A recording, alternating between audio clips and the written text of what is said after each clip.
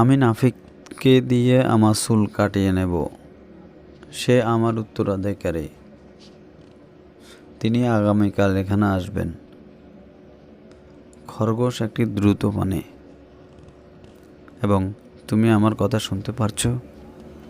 Hello viewers, welcome to my channel English now and then. ভিডিওর শুরুতে আমি যে সেন্টেন্সগুলো রিড আউট করেছি, যদিও এই সেন্টেন্সগুলো ভিন্ন প্রকৃতির, কিন্তু এর উচ্চারণগুলি প্রায় একই।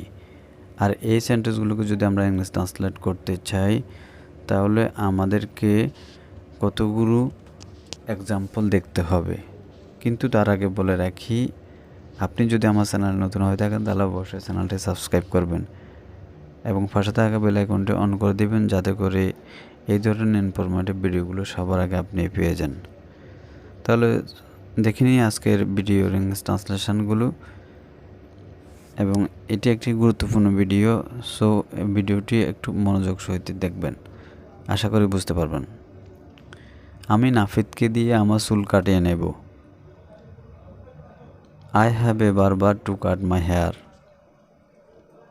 সে আমার উত্তরাধিকারী। He is my heir. He is my heir. And next sentence,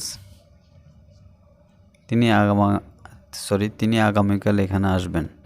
he will come here tomorrow. খরগোশ একটি দ্রুত প্রাণী। Hare is a fast animal. Hare is a fast animal. And next sentence, তুমি কি আমাকে শুনতে পারছো?